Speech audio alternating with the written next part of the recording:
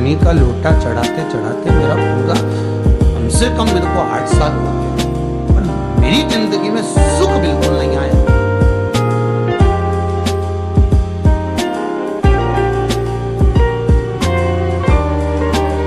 हमने कहा तूने कैसे चढ़ाया? सुने कैसे, क्या स्नान करा और मंदिर जाके लोटा चढ़ाया पानी का? अब मैंने कहा तू चुप रहे। उसके पति, यहीं की इसी ऑफिस की बात है, भवन मंडी से, उसके पति से पूछा, हाँ जी वर्मा जी सही बताओ अपनी लोटा कैसे चढ़ाई?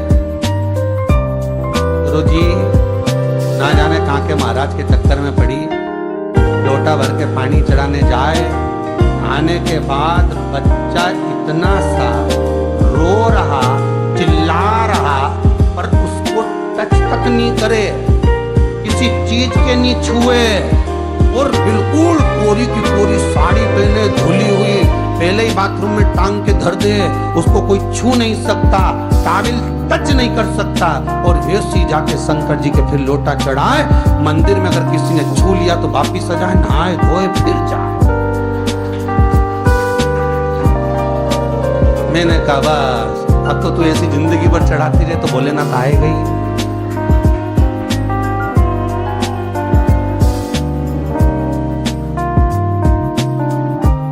सत्य बोलो रे मिलेगा।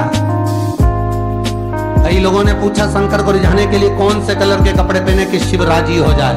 शंकर को पाने के लिए कपड़ा बदलने की जरूरत नहीं होती, शंकर को पाने के लिए कलेजा बदलने की जरूरत होती है, शंकर मिल जाता है। कपड़े से शिव कभी नहीं मिला साहब। आप कौन से कलर के कपड़े पहन रहे हो, ये शिव प्राप्त नहीं करोगे हो। सफेद पहन लिए, लाल पहन लिए, केसर के पहन लिया, उससे शंकर नहीं मिल रहा हो। बहुत सारी रुद्राक्ष की माला धारण कर ली, हाथ में भी खूब सारा रुद्राक्ष पहन लिया, यहाँ पर भी पहन लिया, कान में भी रुद्राक्ष धारण कर लिया, जटा पे भी रुद्राक्ष लगा लिया, उससे शिव नहीं मिलने वाला हो।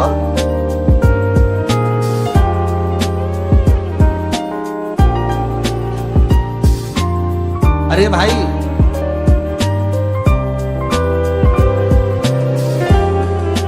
किसके पास में जा रहे हो आप जल चढ़ाने के लिए? जम के बोलिए, शंकर जी के पास। शंकर जी कौन है? हमारे कौन से मतलब नहीं है। भगवान को तो केवल इतना मतलब है कि आप मन कैसा लेकर आए हो। ये तन साफ करने से, स्नान करने से, खूब रगड़ रगड़ के नहाने से, लक्स पेयर्स खूब घिस घिस के नालों ने, क्रीम ने, पाउडर, डेंटिंग पेंटिंग करके फिर भगवान के पास जाओ और बढ़िया 2-4 घंटे तक फैशन करके भगवान को रिझाओ। भगवान रिझेगा?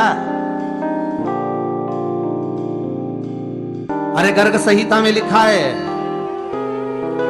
कि शंकर को एक बार प्रणाम करने का फल क्या है कि 10 अश्वमेध यज्ञ के स्नान का जो फल होता है वो मात्र शंकर को प्रणाम करने से मिल जाता है। कितना? 10 अश्वमेध यज्ञ के स्नान का जो फल है शंकर को मात्र प्रणाम करने से मिल जाता है। पर गर्ग संहिता कहती है कि 10 अश्वमेध यज्ञ के स्नान के बाद भी मनुष्य का जन्म वापिस मिल सकता है। मतलब वापिस तुम्हारा जन्म हो सकता है, किसी भी रूप में हो जन्म हो सकता है। पर शिव पुराण कहती है, गर्ग संहिता कहती है, स्कंद पुराण कहती है, नर्मदा पुराण कहती है कि महाराज इतना जरूर है कि शिव को प्रणाम करने का फल उतना है कि 10 अश्वमेध यज्ञ के स्नान का फल मिल जाता है। पर गर्ग संहिता कहती है कि शंकर के चरणों में अगर प्रणाम कर लिया तो ये पक्का है कि अश्वमेध यज्ञ का फल भले कट जाए पर शंकर के प्रणाम का फल नहीं कटता, उसका वापस जन्म नहीं होता और वो शिव का हो गया, वो शंकर का हो गया, फिर उसका जन्म नहीं है महाराज।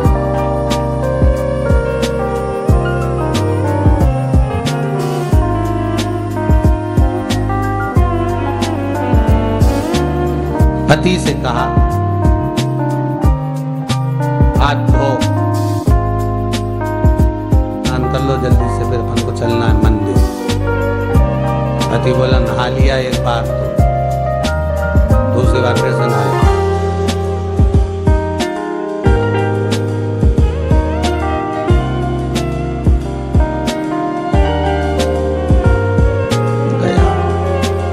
पत्नी के ना माने तो कई घर में चंद्र घंटा से माथा बिड़ा, स्नान करा, चल पलंग पे क्या को बैठ गए।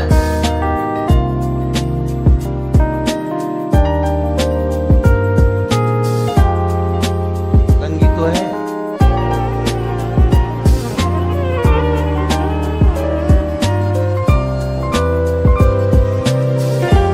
फिर सुना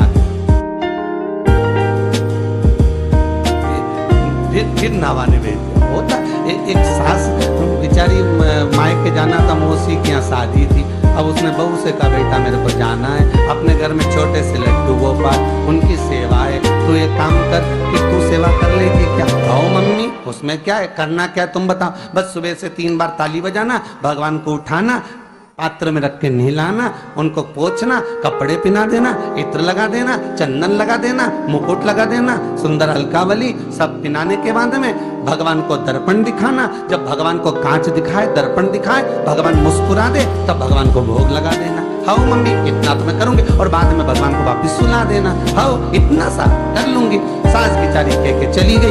अब बहू सुबह से उठ के 3 बार ताली बजाई, भगवान को उठाया, बिठाया, नहवाया, तैयार कर दिया, तैयार करके जो दर्पण दिखाया तो भगवान को मुस्कुराया ही नहीं। अब इसको कौन समझाए कि पीतल की मूर्ति कोई हंसे, पर उसने तो विचार करा कि सास कह के गई भगवान जब मुस्कुरा दे तो उनको भोग लगा देना। अब भगवान तो कोई मुस्कुराए नहीं, दर्पण दिखा, इसको लगा कि मेरी सेवा में कोई कमी रह गई। इसने भगवान का कपड़ा वपड़ा वापिस उतारा, इनको वापिस रजाई में सुला दिया।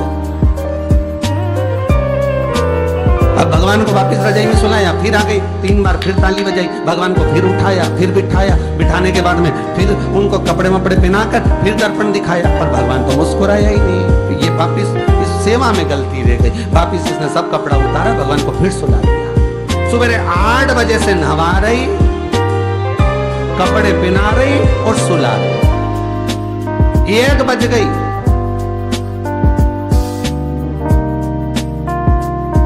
कुछ गलती रह गई होगी अपने सास के। अब की बार फिर भगवान को नहवाया। भगवान भी मन में सोचे नहवा ही नहवा रही, खवा तो कछु ना रही। 28 बार नहवा दिया।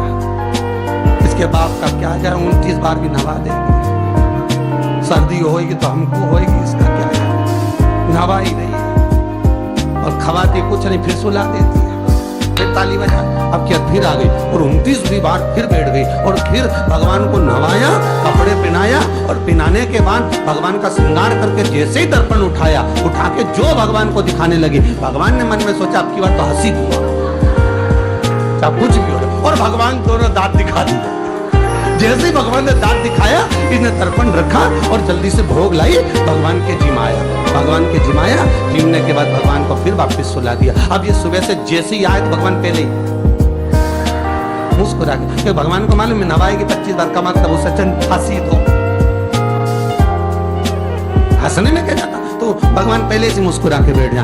अब एक दिन सास आ गई, सास ने कहा बहू अब सेवा मैं कर लूंगी। हाँ मम्मी कर लो। मम्मी सेवा करने बैठी, मम्मी ने भी स्नान कराया, श्रृंगार करा, कपड़े पहनाए, मुकुट लगाया। सब लगाने के बाद जैसे ही सास कांच दिखाने के लिए दर्पण को उठाई, इतने में से मूर्ति में से आवाज आई, दर्पण तो तेरी बहू दिखाएगी, उसको बुला के बहुत जोरदार दिखा, वो दिखा सकती, तू वापिस धर दे दर्पण, तेरे बस का नहीं। भगवान को भी लगा कि भैया सामने, अब इसमें कोई दिखावा था क्या, प्रेम वात्सल्य था। भगवान भक्ति के बल पर ही था। फिर बैठ गए पलंग पे, नाव वापिस, नाते नाते चले मंदिर पहुंच गए और राम बेल पत्तर तो घर धरिया है। जैसी बोली बेलपत्तर घर धरिया, पति इसको फोड़ के देखा, 2 बार नवाया, बेलपत्तर रखे ही घर। ये पति से कहती कि तुम लेने जाओ, उससे पति पहले ही बोल दिया था मेरा आज घुटना बहुत दुख रहा, बहुत घुटना दुख रहा।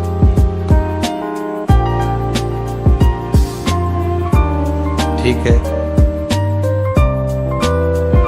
तुम बैठो, मैं आई अभी घर से,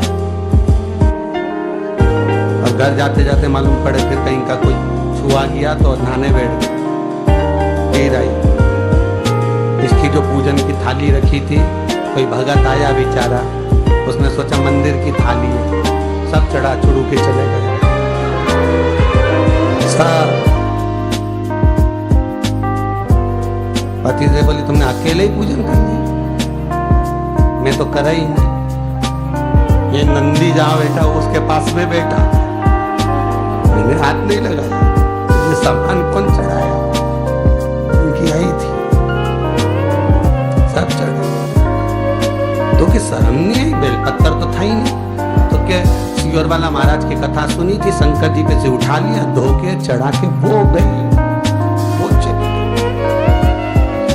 शिव ये नहीं कह रहा कि तुम वस्तुएं बटोर कर लाओ, शंकर कहता तुम्हारे पास में मिल जाए तो समर्पित कर दो, नहीं मिले धोया वापिस शिव को चढ़ा दिया, वापिस शंकर को समर्पित कर दिया। शिव स्वीकार करेंगे। एक महीने तक भी एक बेलपत्र को धोकर शंकर को रोज चढ़ाते रहो तो भी शंकर स्वीकार करेंगे। उसमें भगवान ये नहीं सोचेंगे कि निर्माल्य है, स्वीकार करेंगे।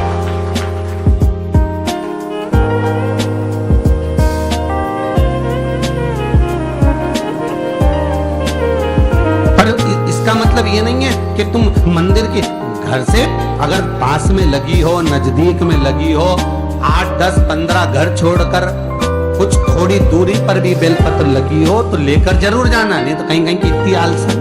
उन्होंने कहा सियोर वाला महाराज बोला तुम तो उठा चढ़ा दो, तो भगवान के मंदिर में बेलपत्र नहीं जाए मालूम, तो ऐसा नहीं है कि नहीं जाए, वाला जाओ, पास में लगी हो तो लेकर जरूर जाओ।